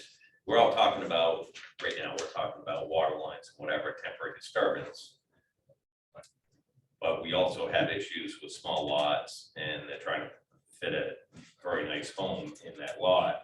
But they're having to use common areas or the lot next to them or across the street for their stockpile and everything. And I think that's what Ray's trying to allude to is not the cause and effect on the person's lot is controllable, but the cause and effect of development of that lot is fingering out to either across the road or in the common area in front of the lot that's the property owner. So I think knowing that happened on a project in South Peak, but that area was grass, so guys were parking yeah, on we're fine. it. Yeah. Yeah, so it was grass before, then it's now reclaimed grass after. So it was already disturbed during the. So you want to work that into an area of temporary disturbance. Right, but then it becomes even further challenge, because what if you got a builder doing 3 lots at once, and they're using one common staging area for those 3 lots? So does a third of that staging area go to each lot? You have to measure that out. How does that get parsed out? You know, again, that overall disturbance for that development has been built into the permitting for that development. So, you know, again, getting back to what the intent of this is the intent of this is to control post-construction stormwater runoff from these lots. And, you know, again, that little bit of extra land that's in the apron between wherever roadway you have out in the right of way, it just seems like it's a lot of work to try to, an effort to try to define that when you've got a clear definition. It's on the lot, pretty simple. Right, I mean, it doesn't say, it says the lot, it doesn't say the lot and surrounding area. Yeah. You have another question? Well, I was gonna say, I agree with Ray that disturbance is disturbance. I mean, whether it's on the law or off the law, that's not in question. I think the question is, if you're gonna include the area off of the lot, I'm not an attorney, but I think the ordinance, the way it's written, is very misleading then, because it specifically says on the lot. So, and if you are, or if the general practice was to include the area off the lot, that the next question becomes, as designers, do you get to include that in your area calculations now? So if there's 40,000 square feet on the lot and I'm disturbing 1,000 off, just picking numbers, but now I have 41,000, so that shifts the needle a little bit on my percentage calculation too. Or, because to me, you're gonna be consistent. You either, it's all in or it's all out. You can't include it, but exclude it from the calculation. Yeah, I still think that it's on the lot, and I think that whatever's been done off of the lot has already been gone through the stormwater management, and I think that's whatever you're gonna generate there, and I realize you're gonna generate some temporarily disturbance and some temporary stormwater areas, but they're gonna be temporary, because Yeah, the driveway is what I see as non-temporary, but you know, that's South Peak, we limit that to a certain width. And hopefully that's not very much, but to your point, think what you're mentioning is if you're gonna count that area of common area, then it does change the calculations. You know, Right. you're adding, so it's somewhat in a sense. It can hurt you and it can help you. Yeah, goes either way. Would you know the Sorry, question? it was really just my final point was, I think it's, my reason for bringing it up is just, it would be helpful if the board and ultimately the town through its ordinance can offer clarification on that. And if there could be some codification as to how that calculation is reached, would be very helpful. I think, because then it puts the issue to bed. It's defined within the ordinance. I mean, I think this deserves further discussion at a future meeting. But, you know, like I said, it's too late to make any changes for the 2022. But certainly we could Can we, discuss and have some policy guidance on a future meeting. can the planning board, as an agenda item, another agenda item at another time, discuss what on the lot means, and just, if we take a vote as to what the on the lot means? Plus, well, like an interpretation of this part of the ordinance, maybe. Yeah, I mean, so that there's a clear understanding. It's not that we're changing it, if we just have a clear understanding of what the lot is. Just one clarification. Yeah. Right, and then, you know, that'll be part of the meeting, it'll go into the record, and then we can look at it that way. All you need is a definition. Right. That way, we don't have to bring it to town meeting, we can just do it within the house. Okay. Would anyone else like to speak? All right, is there a motion to close public comment? So moved. All right, second, all in favor? Aye. Aye. Opposed? So. So it's the board's pleasure. Do we want to move forward with these changes? I do. Okay. Is there a motion to, So moved. okay, Second. second, all in favor? Aye. Anyone opposed? No abstentions, okay. All right, so that's going on the town warrant. Add paragraph C, same definition of disturbance, so we just put the land use plan ordinance. Disturbance means filling, grading, dredging, mining, excavation, construction, removal of topsoil, removal of stump, stockpiling of earth material, or any other activity that results in a temporary or permanent change to the pre-existing ground conditions or contours of both. Any further discussion on that? Is there a motion to open public comment on this matter? So moved. Second, Joe, all in favor? Aye. Anyone have any questions, comments on this? Move to close public discussion. Okay, second, all in favor? Aye. Aye. I All right, move to adopt the send it to the town warrant. definition of disturbance. It's a town meeting is written. Okay, second, Second. all in favor? Aye. Aye. Aye. Okay, and no item D, that's a typo. Next item, further discussion regarding South Peak Resort basis for design. And the developers here in the audience. Welcome your input. So, you know, we've received concerns about water pressure, fire protection. So we're just, you know, trying to figure out what, you know, Well, I think I way brought- forward. Yeah, I brought this up. Well, one of the things that we're hoping to do, when we posted, you know, that letter of credit to contribute towards the water tank, to assist in the town in whatever way possible to move that along. Because when that tank goes in, I think it's not only beneficial for South Peak, but for surrounding area. So at the moment, you know, we're gonna add more, we're looking into adding more pumps and more, you know, we just finished, you could probably speak to more of what we just finished, because the pressure in my house changed dramatically with, based off of some of the things that were added over the past few months. But the goal was to get that water tower put up as soon as possible. Yeah, that becomes a constraint, right, for Mark's project, because the booster pumping, you know, upgrades there fixed some kind of longstanding issues, but there's a limit to what that can do before we start having inlet pressure problems. Can't really upsize the pumps, you know, as big as we really want to, so that tank is a necessity at some point to allow development to continue. Now, I guess, you know, again, I think it's further discussion on that interim step and how far we can go before the tank becomes a necessity, I think is a further point of discussion that we'll need to have. But we would actively put our own tank in immediately. We're prepared to do that. the reason we're not pursuing our own tank is it was advantageous for the town to put the tank, to join forces on this, to work together. On Forest Service property. Yeah. Correct. Right, it's an elevation issue, right? Because That hearing is scheduled for the end of March, beginning of April with the National Forest Service. And as you folks know, the Forest Service, I don't know if you participated, has already walked the land with Nate. Looked at, as you know, the piping is already there. It needs to be extended. So consequently, I mean, the town is in favor of that, at least the Board of Selectmen have worked to go on. So But the basically, re- they're on the agenda for the spring meeting at the To Forest get- Service. To get the Forest Service, to get a permit Small from the projects, Forest yeah. Service. Ron, you were there, right? No, I Oh, you wasn't weren't, there. okay. The reason I brought this up was because of the basis of design that was during the original South Peak development and is passed along, I think, to Mark, through the sale, was in the basis of design, there was the 1.75 4 bedrooms. OJ and the Board of Selectmen had decided to change that to an aggregate amount of, I think it was 20, 2,200 bedrooms. right. Yeah, 2,200 bedrooms.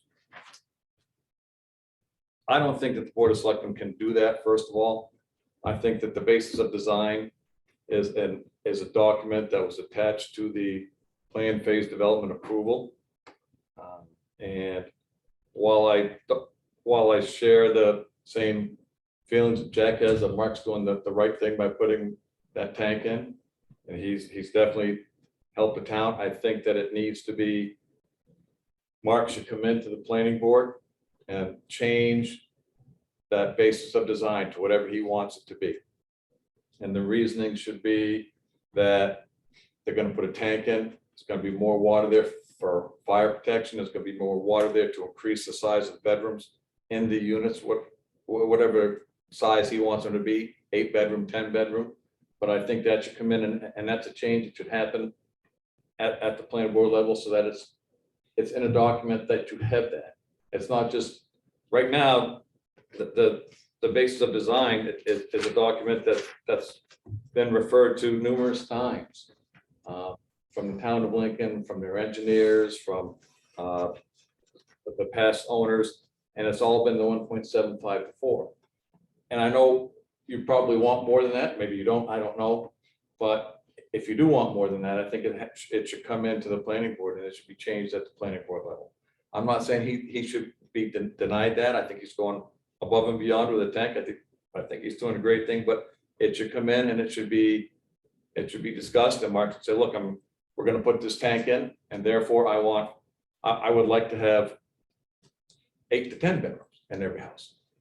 And those can be, that's the way it gets done, and that's the way it should be done for every developer that comes in it. Everything should be clear, especially when you have a planned phase development. Because to take a planned phase development, part of the reason why you have a planned phase development is so that the town can react to it.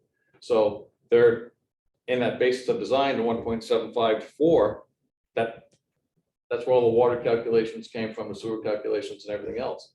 And, you know, to make that change, to say it's gonna be an aggregate now of 2020, you could just put 50 in every, not to put 50, but you could put 50 in every house. You know, and that's not until you reach that 2020 and, oh, well, now what are we gonna do? So to me, it's just a clarity of how it gets done and what you really want. And I think you're going down the right road. It just, I think the documents should be, I think you should come to the planning board and say what you want and for the reasons you want it. And then it should be put into a new document, maybe a new basis of design that says, this is what you're gonna have at South Peak from here going forward. So there's a newer understanding, because right now it seems kind of gray. You know, is it 1.75 or 4? Can you put in, can the people who build the houses out there put in whatever they want? Or say they're libraries and they're gonna turn them into bedrooms or something? I mean, so to me, it would be an advantage to you to do that. Yeah, and I feel that we're gonna be, because this is not a parcel that we're just selling off quickly and disappearing. I'm here for the long haul. I plan on being in front of the planning board we're gonna know each other very well in several years down the road.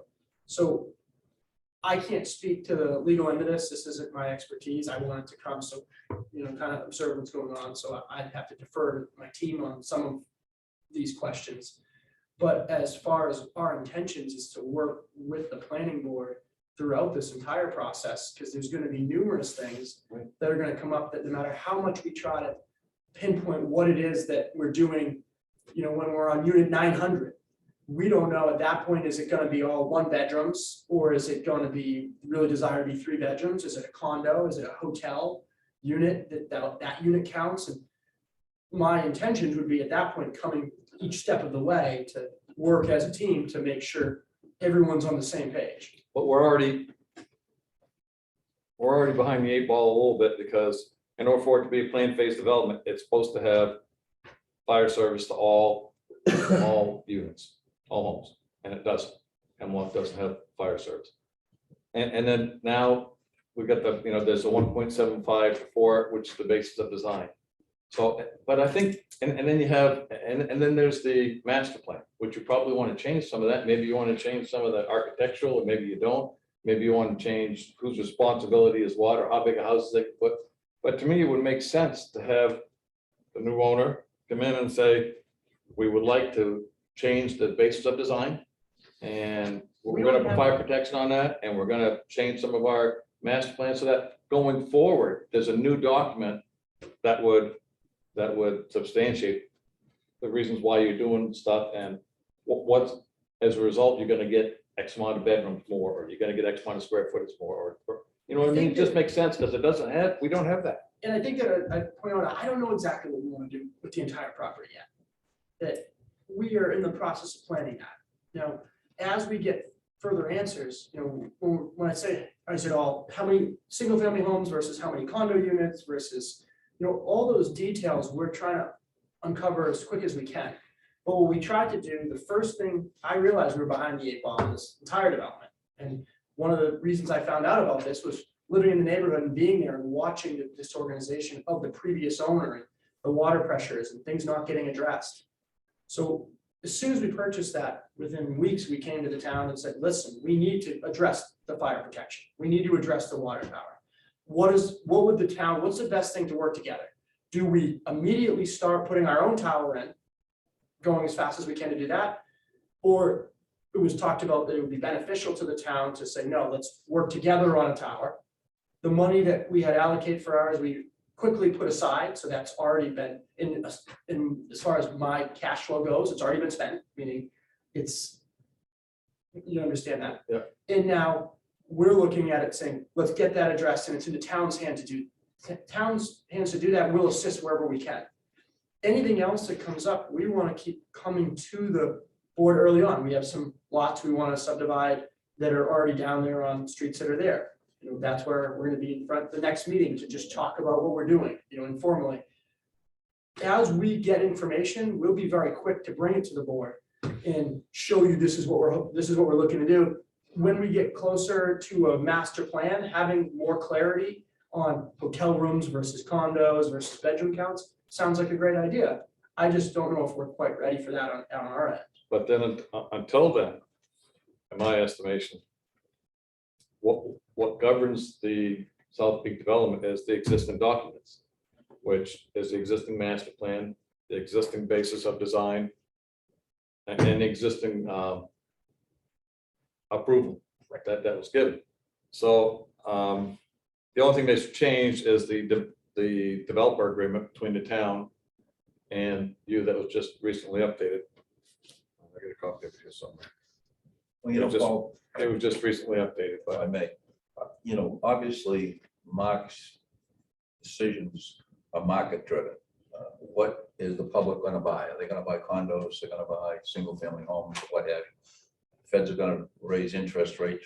That may have an effect. So once he does his master, I would expect he would come before you folks, the planning board, and maybe the board of selectmen.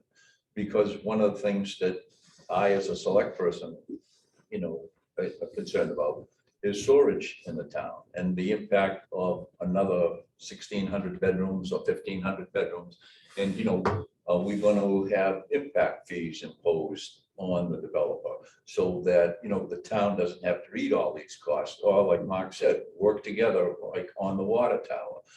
So that, you know, we know like the human body, what goes in has to come out somewhere. And so consequently, you know, the sewers are impacted by additional bedrooms and additional homes. So consequently, you know, we have to think long-term. And that's what Mark's gonna do with his plan, and his engineers and architects. But I understand it, but what I'm saying is until then, I don't think that the, You know, I think what Paul's saying is the houses that are being built over there are much The- larger. the basic, yeah, I mean, the basis of design is enforced. And it's been well documented and and I'm not trying to put that restriction on you. I'm just saying you have the ability to come in and change that. And there's not a problem with that. And you can use the tank as a reason to come in and just change the basis of design, should you want to do that. I mean, to Yeah, me, I think to me, it's a pretty simple, to change that basis of design. I think it's pretty simple. I think you come in with It is. your engineering firm. I think you say, we're gonna be putting this tank up. All we're waiting for is approval. We could vote to change that based on, what do you call it? When you make an approval in it and you get a,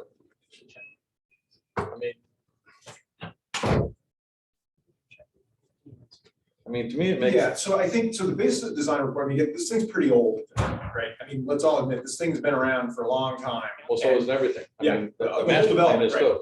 Right, Master but, plan is old. so before, but I think to the point, Mark does need to kind of get his arms around where he's headed. So we got kind of two tracks going on here. We're gonna talk about that next meeting. But we got some short-term, small stuff that we're gonna come in and talk about. You know, just little projects that we want to talk about that are kind of infill stuff that aren't, you know, fits within the existing approvals. It's just kind of some additional stuff that kind of adds on to what he's doing. And then we got the big stuff that we're going to be in to talk about. They're kind of two separate tracks. I think the current approval portfolio with the basis of design and all that other stuff probably fits for the small stuff we're going to be talking about. I don't think there's any issues there with that. The big stuff, absolutely. You know, we are going to have to update. We're going to have to get with the town's engineer, you know, get with Ray and talk through updating this basis of design once Mark figures out his master plan and how we can look at how the new master plan fits with the old basis of design and what do we need to tweak, what needs to be modified. Then we'll have a good map for what we need to do moving forward. So then my question would be to the board is that, so are we going to enforce the basis of design that's currently there? Or are we going to go with what OJ said with the aggregate of the 2020? I mean, to me, how do we change something that's already been approved and is part of an approval process? Well, technically, how can OJ and the board select do it? Because they have a contract. If you violate the contract, they change the contract midstream. I guess if I may make a suggestion. I mean, if the basis of design is currently allowing you to do what you're doing, then there's no issue, but I don't think the basis of design is allowing you to do what you currently want to do. Well, what are the sizes of the houses that are being built up there? Square footage, how many bedrooms on They're all average? ranging, and the goal of what we're trying to accomplish is we're going smaller. So it's hard to say, because when you look at back to the intent of this, I'm sure they knew right from the get-go, there'd be some really large homes, but there's gonna be a lot of condos and smaller things. Right now, what was being built for the previous several years was much larger homes. What's gonna be built the next phase, so we're watching it, the houses we were building 2 years ago were 5,000 plus. Now the houses we're building are all, the ones that we have on the docket are 3,000 plus, you And know, how many bedrooms? 3, 4, 5 bedrooms. And we're limiting it as an association to 4 at the moment, to say, hey, let's start to get this down. Like, we don't want these homes on small lots to be enormous. It doesn't, you know, if it's a large lot, you know, it can handle a different size home than if it's a smaller lot. So there's a lot of things we're trying to put in to keep the integrity and the quality of the neighborhood. But right now, what we're designing and building on is what was done by the previous developer. So that's what's being built on today. So what are you building for, what are you allowing to be built for bedrooms? The amount of bedrooms, how many bedrooms are you allowing to be built now? We're telling people that 4 bedrooms. Then it fits within the basis of design, and everything, that's fine. So we're telling people 4 bedrooms is what you can do. John's a question. So I just have a question. So I just did a draft land use compliance certificate. And the person had, the 4 bedrooms upstairs. But then when Ron went to inspect it, they had turned the gym into a bunk room. So there's now like a 5th bedroom, with 4 built-in bunk beds. So is that, It's not allowed by us. okay, so here's the sticky Well, wicket that- here. Yeah, but that one got a permit. or previous Right, we did get, but I'm just saying, it comes up, if it comes up again, because I did have a few applications that I think I talked to you, I can't remember if I talked to you or somebody Maybe if it else. was Saying that had, too many bedrooms or something, and I said, well, it has too many bedrooms, and then immediately the plan came back, and it came back with a gym, the library, and something else. So what I would- and- what I would do to handle that, because we run into that all the time in other towns we work in. So we require things to have, you can't just say, oh, it's a gym and still keep a closet in a door. Right. That's not a gym, that's a bedroom, right? But it's got a closet, yeah. But wait a minute, let's make sure it doesn't, if that doesn't have a closet, or it has, there's no doorway on it, meaning it's open. If you want to have an office, and I understand home offices are becoming more and more important. So you might say, okay, I want a door on that. All right, well then, when you organize your paperwork, it can't be in a closed closet with a closed one. So I think that as an association, what we've already talked about changing those to make sure we're watching that too. So part of partnering with the town too is I don't want to see someone buy a lot or already have a lot and come in and say, I want to build 10 bedrooms. Why not? I'm on the sewer. They build 10 bedrooms, that's changing what I'm going to be trying to plan for the future. Right. So by protecting what we're doing and limiting it to 4 right off the bat, without anything being changed with the town, we feel that we're maintaining what the master plan is as a whole. And that's, Mark, Okay, so what I just started doing, I think that's great, but we were hearing different, so. okay, what I Right. just started doing. Well, like, I Could you just speak up, Carol, realized that- please? Pardon? Would you speak up, please? Okay. You're What I muffled. just started doing is sending a copy of the land use compliance certificate to Stuart and to David Yeager. And now David is saying, you should have waited for us to inspect first. And I don't think I can do that, but I'm happy to email it to you. And I put something in there that says it's their responsibility to make sure that the homeowners association is okay. Well, I also think. There is a clear separation here Right, between developer and homeowner responsibilities and the town of Lincoln. And the town of Lincoln should not be enforcing the requirements of the development.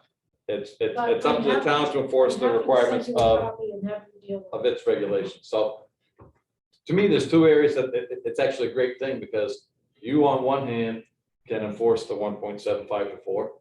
And the town can enforce the 1.75 to 4. So you're really doubling up the effort. So as long as the understanding between the town and you is that the existing basis of design is going to be good with 4 being the maximum, then there should be no issue.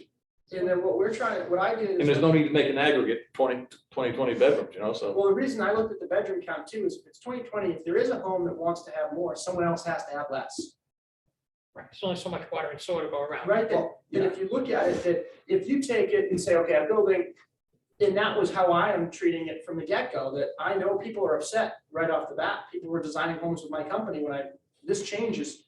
It's not even in the, like, it's in draft. It's a draft. So like, and it's, want to know when I made this change? When was sent over to me, I saw that and I said, whoa, I'm not letting people just build whatever they want, bedroom count. This needs to be, and I love the idea of having us be able to come in when we do the final walkthrough, if there's the ability for South Peak, that we're there to help police to make sure, no, this is not what was intended. Because I don't want to be down the road 7 years from now in front of you and you guys say, hey, all those houses have 8 bedrooms. But I think that, Mark, the question I would have for you is that you were saying if one wants to come in and say, build 3 bedrooms, another next one wants 5, you know, you can swap that way by having the aggregate 2020, but it's a nightmare for someone to police that, and to me, it would be better, because the tank's gonna be going in within the next 2 years, probably. That But just- that basis of that you stay with the 1.7, that you stay with the 4 as a maximum now, Yeah, but and this then, four, can I just, does that mean that, and I'm just asking this question, does that mean if I kept it to 4 as a maximum, I have it to 4 up to the 1,018 units? yes, Right, so that's I think, in effect, much I think we're more, dealing with the stuff that's already been proved. right? So that means in theory, what it. I'm sorry, it's- you're right, yeah. In theory, it's We're dealing with what's already been 4,400 approved. something bedrooms, Well, is max. what's been approved is only 2,022 bedrooms, right? 2,200 bedrooms. So I think 2,200 that- bedrooms, what's been approved. And also, after we finish our design, so again, one of the reasons why I wanted to come tonight was just to meet the board, be here ahead of time, try to say, we're gonna be working on as Selfie to keep the integrity, the intentions in a really a great manner, because we're here for the long haul. When this is finished, I'm gonna be living here. So that being said, we'll come in and work together however is best fit. Right. And I think you gotta remember is that what we do here, at least what I look at this board, is that what we do with one developer, we've got to do with everybody. Or, so there's a consistency, and everybody wants to work with everybody, so everybody can get what they want, or close to it as they can, just like we do with the stormwater management program. But until you get to that point, and that's why I said, you know, the original specifications and details are what it should go by until such time as that change. That puts the onus on you to say, you know what, I gotta change these things so I can get what I want, or get what we want to sell, you know. And as soon what's as I gonna be know what we productive. want, what I thought was the right thing to do is limit the bedrooms until we come back. And So, If I bought a lot, say I bought a lot 10 years ago, and I want to build on it, you're gonna hold me to 4 bedrooms? yes. I mean, so, because to me, as a developer, regardless of when you purchase that lot, I mean, you still have control over lots even. right, it's- if yeah. you build beforehand, Mhm. then it's no problem, but if you bought a lot and building code changed, meaning if you. And the other thing to think about, Mark, is that, you know, to go above the 4 bedrooms puts the town at risk a little bit. And to do an aggregate amount, in my opinion, because 4 bedrooms allow the town to do planning for water, sewer, fire, whatever else, you know, so they knew that the amount of buildings was gonna be built that way. So to swap them off and on, kind of to me, or to try and go above that 4 truly makes it, the town doesn't have a schedule of when it, you know, what your water needs are. So, But I think as we get closer, we might. Yeah, that gets to the bottom, that gets to the meat of this issue. Right. It's really not about bedrooms. I mean, it's easy to get hung up on oh, yeah, yeah, bedrooms. but those are the, right, you're It's correct. it's the Man, metric when- that's being When are you coming used. in, do you think, anticipating your first Right, project? I agree with you. Well, Yeah. we intend to come in at the next meeting. Right, but it's only conceptual. Yeah, and Well, then- but this is for something, what we're looking for is, there's lots that are on mainly South Mountain Road that are just there. They were there, they were never subdivided. So you look at this beautiful plot of land, I'm like, why is this not a lot? So we looked at, and I think there's 9 or 10 that we've established would meet the restrictions of being a lot, are actually in many cases much nicer or larger than what was subdivided beforehand. How We big, wanna how come big are in- these parcels, if I might ask? What's that? How big are these individual 9 or 10 parcels? They're all varied. Some are quite large. Okay, That's So- the density. That was probably part of the density for the development. right. Mhm. Right, But our intention is, while we're subdivided, while we're working on our master plan, with working with Loon and Jay and his team, and working through everything, the major infrastructure, that there is additional lots that we can start to look at that are already on the roadway that are, seem like good first easy step. one of the benefits Hold you on, I have, think Joe has a question Right. here. oh, I'm sorry. On some of these big lots, I remember right, when Syntex came in, with Ed Brisson in charge of, they'd be the development, new engineer or developer, whatever you want to call it. A lot of these lots were intended for the South Peak Resort and Hotel going across the river. Is that still gonna be in a plan? Yeah, we really hope to work with Dennis, and part of what we want to talk This about, is when, Dennis, this was Moon Mountain with the ski lift, when you mean across the river, across this river, where the ski lift comes down. This plan putting a big ski lift and hotel there, sports center. If you remember, look at the original plans, the master plan. And if you remember that, I was initially on the board at that time, discussed with Ed Brisson and Centex. I don't know how much has been documented, but Oh, yeah, we definitely intend on putting in a resort, hotel, we're not, if you look at the master plan, it's not far off from what our intentions are. We're not looking to drastically change it and do a single family development throughout the entire project. that's still on the board. Yes, absolutely. That answers my question. I mean, it's already. We're not changed. gonna come in with next month with a site plan application for a resort, right? You guys are gonna be brought along, like, we're gonna keep Oh, you. well, you have to, Yeah. you have to anyway, but I mean, one of the nice things about the South Peak development is that the fact that it is a planned phase development.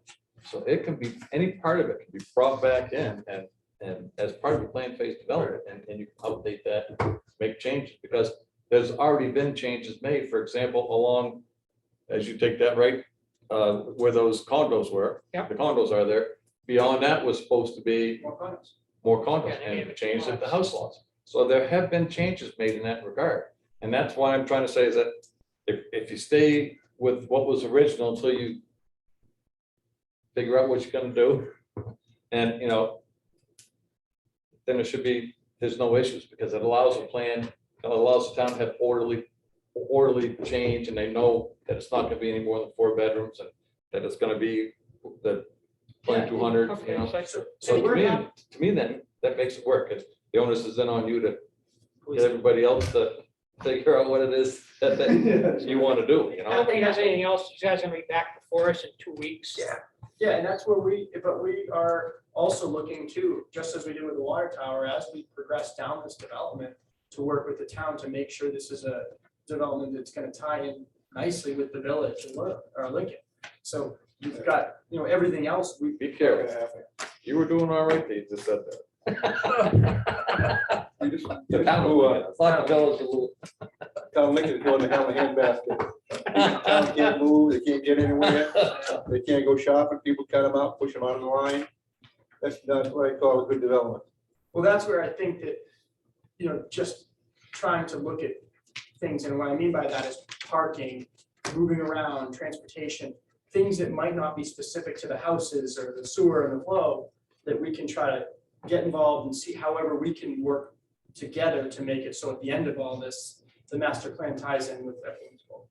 Well, 8 years ago, the city of Dortmund in Germany did away with the overground railroad, which is hung upside down. The subway, we could have bought it for 5 cents on the dollar, brought it over, had the mass transit system going anywhere in town we wanted, for little or nothing. Compared to it, putting a new infrastructure in. That would alleviate a lot of the problems. It's too late now, it's all been done. So, just for my clarification, because I was the one who brought this up in the beginning, right? Your intention is to, until you come back in for changes, to allow the basis of design, 1.75 to 4 bedrooms, be your guideline for Correct. going forward. Yeah, we're gonna, anything That's new that we already come in done. with, anything new that we come in with, we're gonna show you how it fits. Yep. In that existing basis And that- design. That was I the would interpret only that existing question I design to had. show, and then once we're ready to propose some modifications to that basis design, maybe it's revision of that, we'll present that when we're ready. And I also point out, that wasn't a popular thing for me to change. What's that? A lot of people were thrilled when I said, I'm limited to 4 bedrooms. Well, I think there's some incentive for you there, to get more, but I think, as Jack said, you've done a great job by doing, cooperating with the town and that water tank, and I don't see any reason why you couldn't come in and change that whenever you want. But Okay, so Like people on the board don't realize, there's still 1,800 acres of town that can be developed. It's not in their scope. great. All right, so we'll see you on the 9th. Thank you, guys. Thank you. Thank you. Nice to meet everyone. Yep, be well. All right. Any public participation? can we, at the next meeting, put on the agenda to discuss that on the lot definition? Just What do so, we have on the agenda next meeting? We have 3 or 4 things. I'm gonna look. I'd just like to clear that up while it's fresh, so we can get. Oh, so wait till after, see how things went at the town meeting, but that's fine. guys think? If you want to put something on a warrant, how much time do we have to Well, notify the town? because it's part of the existing, Aside from this, ordinance, I think we should clear it up anyway. I mean, you have to have the first hearing proposed in December, I think. no, not from the planning board. If somebody wants to put something on a warrant off the street, You mean like a petition warrant article? Yes. correct. 'Cause I'm thinking of making a warrant article stating that the town of Lincoln should look into modifying the school board. So we include one selectman or the designate from each town. 2 members from each town. We're at the go planning there, board meeting, Joe. What are you And doing? one alternate. That's right. I didn't think They'll that. give us, they'll give the town of Lincoln more say in the school board. The more equal share, the seventh person will be voted on by both towns. My understanding is that I there's more, think it's too late. there's for more petition- Lincoln people I think on the it's too school late board for than there is. petition warrant articles. Yeah, it's too- I think you're right, it's the population, look at Lincoln's 5 times the population of stuff. It wasn't always that way though. No, And we get 40% of the And we vote. still, Yeah. and we still pay more for the school, Jack. I didn't know aware of that. Okay, so we have Mark Bogosian coming in for a conceptual, you have Thad Presby coming in for a conceptual, and you have the Department of Revenue guy. Okay, so why is the Department of Revenue coming in? They're going to talk to you about clearing and what that means, and apparently people have, we have issued permits to people who have not filed notices of intent to cut. So they want to explain how that whole thing works, and so that we're all on the same page and we're not. I mean, And you look. That doesn't go through the planning board anyway, does it? Notice of intent to cut go to the board of selectmen. Right. correct, but you don't realize, when you do intent to cut, permit, you get hardwood, the value of that wood is only $8 a cord on the stone. Well, When it gets to the basically- mill, it's worth 200. Okay. You can't tax them 200, it can be taxed on the 8. So many times we've discussed this before in town, it costs more to process it than we would get in revenue coming in off it.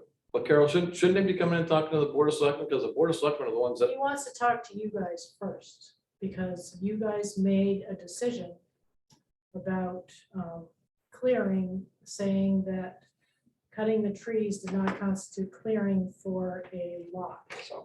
So he wants to make sure that you are. oh, no, that's not what we said. We said people doing could, a Contrary to the state law. So he's coming, he's a very nice guy. He's yeah, coming in to educate us. He's trying to make sure we're all on the same page. We want to make sure that the town is not missing out on revenue that it should be getting for timber tax. And I know that you're saying, well. it's not I'm just that telling you much what I money learned when I was in there. oh, I Anyway, know. but.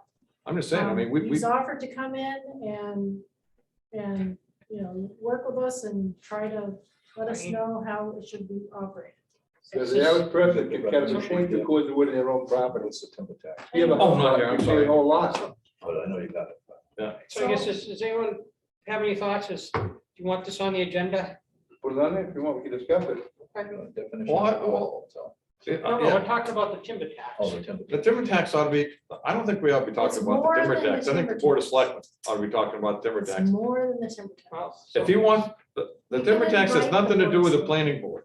Right, So, It but if he does. wants to come in and talk about our definition of why we're allowing people to cut trees, It's not like a logging operation. I don't know, yeah, I mean, And if you cut your trees, if you cut the trees your own land, you don't ship them out, you can do whatever you want. that's right. Put them in a big fire and burn them. And we have said You want that to say people, thank you, but no thank you. That's my question. Yeah, I would say thank you, but no thank you. All right. Steve, I say thank you, but no thank you. I don't care. Okay, our other option is not so friendly. Here we go. The second option is not so friendly. what's the second option? It means that the Forest Service will come in and enforce the The state rules of the Forest Service. Department of Revenue. The State Forest Service. And that what happened in Thornton about 2 years ago, with Steve Babin was, he kept 22 pine trees in his property. Town of Thornton wanted to sue him, the state came in, the state told him, you know what the state told the town of Thornton? Leave him alone. They walked off. Anyway, I don't know what he's gonna say specifically. I know that they were upset about our, our policy, our decision.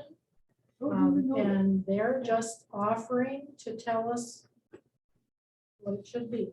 So Carol, when So someone they comes upset that in, we bring it up to them.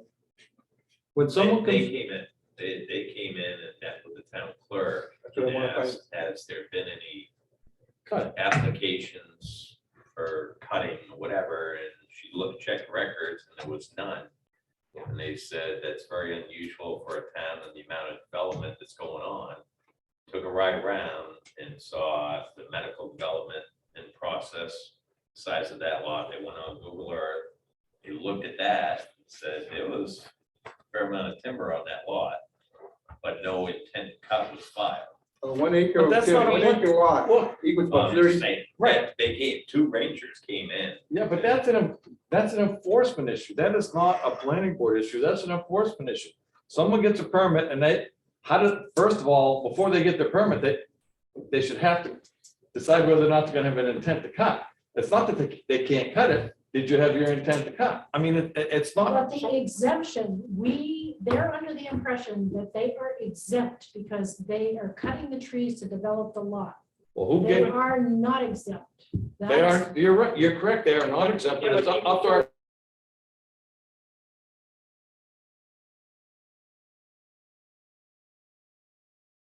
Tax, these other people are, Right. people doing the tree cutting, they're doing the dodging. Well, And the part of planning what's- board doesn't have- Part of what's supposed to happen is the town is supposed to be like this with the state in helping enforce. they the were with timber us. tax. So- And the revenue comes to the town.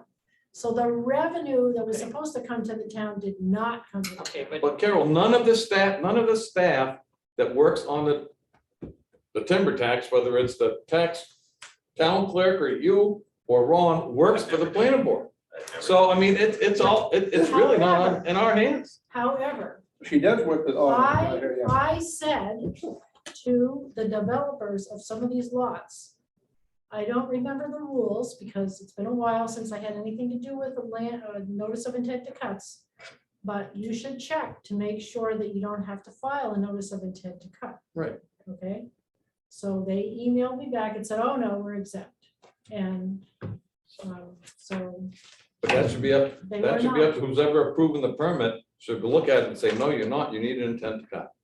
And the Board of Selectmen is the one that enforces that. You think about it, I- mhm. Well, like do the- you like think the- Jack knows about anything about that? Probably not. No, I think. He's gonna learn after tonight. $18, I think, on the revenue sheet, that was just maybe $18 from timber tax. I said, what the hell was that? It's zero, the one I saw last night. And maybe it was zero, profit. Jimmy, you're right, it Yeah. was, that line item was zero. but you think about it, like the medical center, Yeah. they cleared that. The value of the property is not when it gets to the mill, it's when it's cut, it's still standing. You can sell that, everything for $5 per tree. You get 30 trees per acre. You take 2 acres, that's 60 trees, times 5 is $300. 10% of $300 is $3. That's the timber tax, 10%. How much He will it said- cost to And if you process? set, and if you use it yourself, you don't have to. You can include 32 acres, 32 acres of wood for your own personal use for Right. plywood. On your 3 lot. truckloads, you're over the limit. More than 3 truckloads of On, whatever. it on is you logs, take. not firewood, there's a difference. Right. It doesn't matter. According to him, it doesn't matter. Three You better truckloads or read, three you better pickup? read the state What kind law, of Chad. It truckload? doesn't say Well, you that. can talk to better him get it. about Joe it. will tell them. I would tell Gotta bring them, him in. I looked up the RSA, the All other right, day, wait, I- got 2 truckloads. Just tell them we don't have anything to do with it, but we'll listen. I love Yeah. information. My little brain's Motion to kind of tight Hold on, tonight. do we have anything else?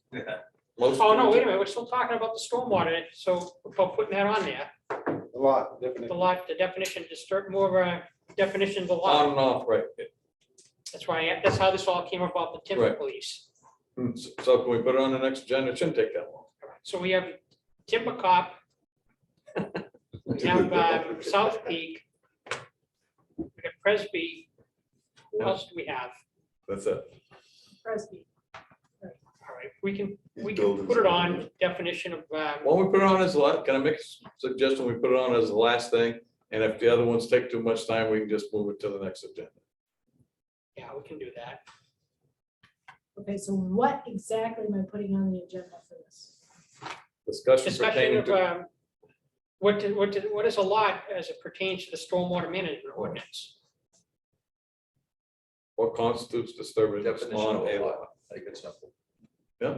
Kiss. I'm all for stuff. Motion to adjourn? All right, does anyone have anything else? Just All right, motion to adjourn. Second. All right, Paul made the motion, you seconded it. All in favor? Aye. Aye. Aye, aye, aye. All right. Night.